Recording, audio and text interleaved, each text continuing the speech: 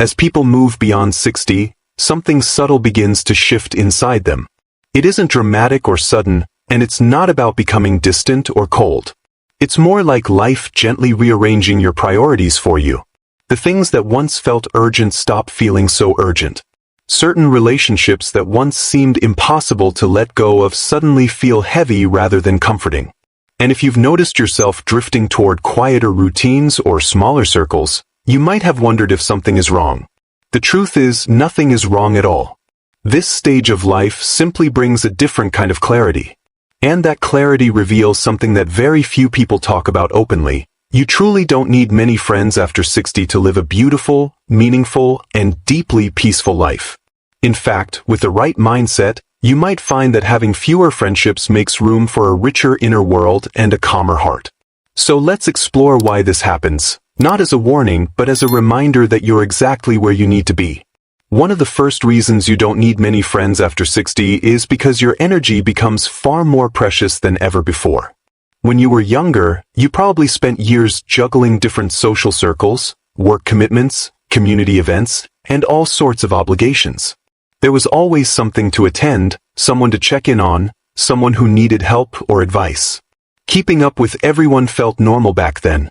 But when you reach this chapter of life, you begin to understand that your emotional and mental energy is a resource that deserves to be guarded, not scattered. You start noticing how certain conversations leave you drained rather than uplifted. You become sharper at sensing when someone brings stress instead of comfort.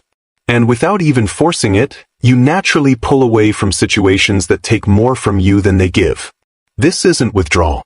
This isn't isolation. It's self-respect. It's choosing to use your limited energy on the people and activities that genuinely matter instead of spreading yourself thin. Many people after 60 learn that peace is not a luxury, it's a necessity. They no longer feel obligated to entertain negativity, or to keep relationships alive that have stopped feeling reciprocal. If someone only shows up when they need something, or if a conversation repeatedly leaves you feeling uneasy, you become less willing to carry that weight.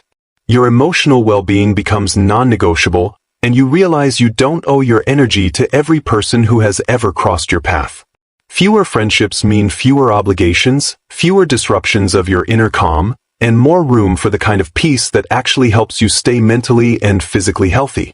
And this leads naturally into the second reason you don't need many friends after 60, your values evolve. What you look for in relationships changes because you change. When you were a teenager or young adult, friendships often revolved around fun, exploration, shared interests, or simply being part of a social circle. Later in adulthood, friends were sometimes tied to work, parenting, or the community you belong to. But by the time you pass 60, those external layers fall away. You start craving depth instead of noise, honesty instead of superficial interaction, meaningful moments instead of endless chatter. Your values shift toward simplicity and sincerity.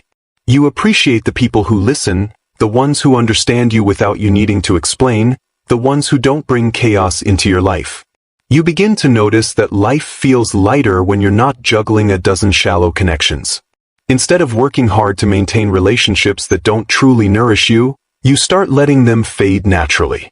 And surprisingly, it doesn't feel like a loss. It feels more like pruning a tree so it can grow stronger. You're not getting rid of people out of bitterness or disappointment.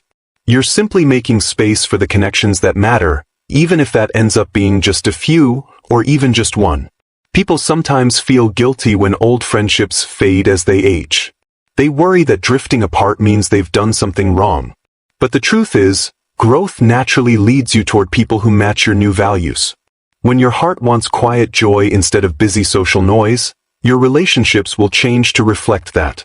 You shed the heavy layers of friendships built on convenience rather than connection, and what remains are the interactions that feel genuine. In this stage of life, you realize that you no longer have the patience for gossip, pettiness, or emotional imbalance. You don't want to waste your time on conversations that go nowhere or relationships that require you to shrink yourself. You want sincerity, warmth, and truth. And these qualities rarely come from a large group. They come from a small circle or even from your own company. That brings us to the third reason you don't need many friends after 60, You become emotionally independent in a way that younger people often can't understand yet. Throughout your life, you probably spent decades trying to meet expectations, trying to be reliable, trying to maintain your reputation, or trying to fit into certain social groups. There was always pressure to be liked, to be accepted, to be involved. But after 60, that pressure melts away. You've lived long enough to understand your worth without needing someone else to confirm it. You've experienced enough to know your strengths and your flaws, and you've accepted them both. You realize you don't have to prove anything to anyone. This emotional independence is incredibly freeing. You become comfortable being alone, not because you're lonely, but because you enjoy your own presence. You have routines that make you happy. You have memories that keep you grounded. You have wisdom that guides you through each day. And you begin to find fulfillment inside yourself rather than seeking it from others. Younger people sometimes rely heavily on social circles because they're still learning who they are. But at 60 and beyond, you already know who you are. You know what you like, what you don't like, what makes you at peace, and what feels right. This sense of inner stability reduces the need for constant social interaction. You don't feel pressured to keep up with every friend you've ever had. You don't need constant validation or reassurance. You don't base your happiness on whether someone calls you or invites you somewhere. Instead, you build a personal world that feels safe and meaningful. You enjoy your mornings, your routines, your thoughts, your quiet moments. You know that your happiness comes from within, not from the number of people around you. This emotional independence doesn't isolate you, it strengthens you. It allows you to step away from friendships that drain you, without guilt.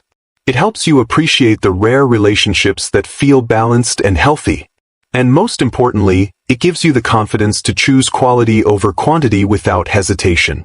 As this new perspective settles in, you naturally become more selective about who you allow into your life. Not out of pride or coldness, but out of a desire to protect your peace.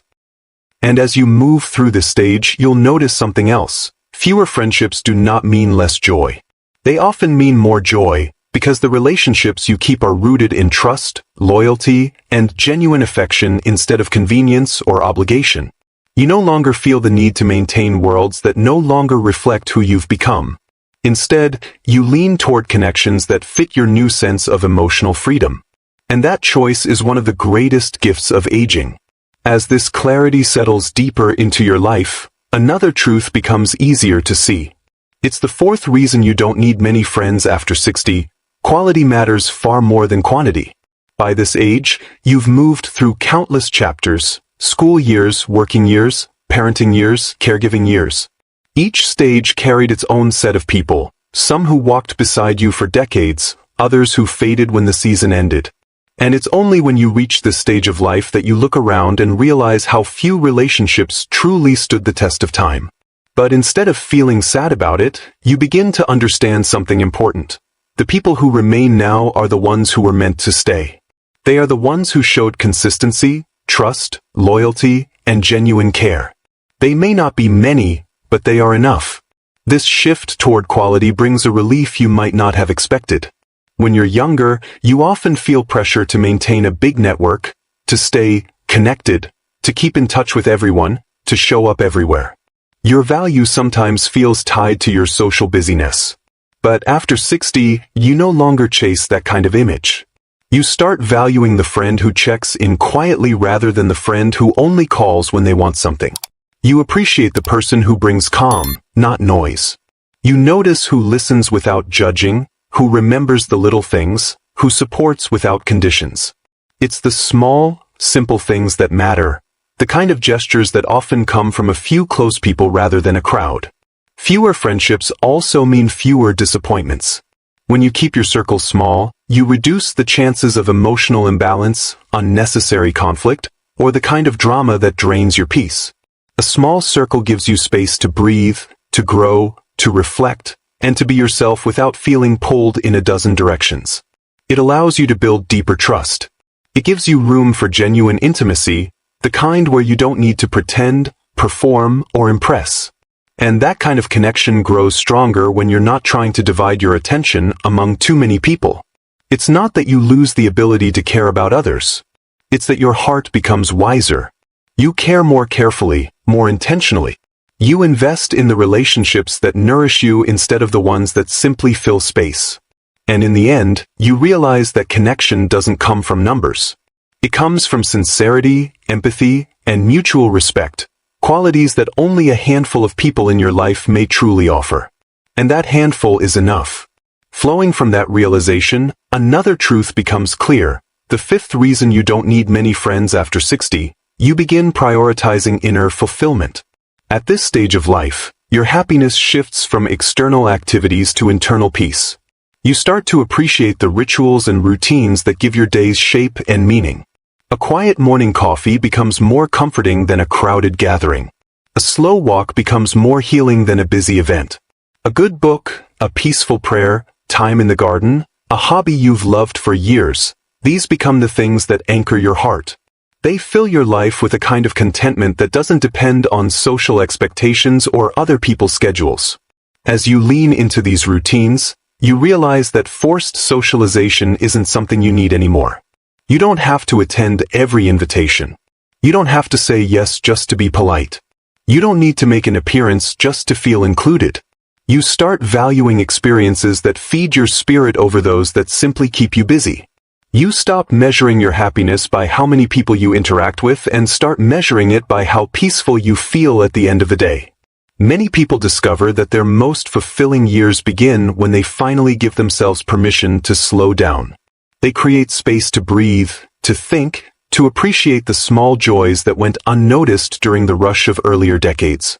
And this space, this gentle quiet, becomes a source of strength. It lets you focus on what truly matters. It helps you see beauty in the ordinary. And most importantly, it reminds you that fulfillment doesn't come from a crowded life. It comes from a life that feels aligned with who you are now.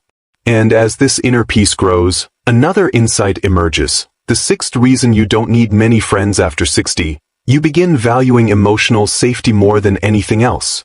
After all the ups and downs you've lived through, you reach a point where you no longer tolerate instability or inconsistency in relationships.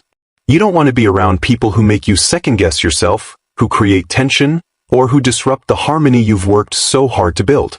You've dealt with enough stress in your lifetime.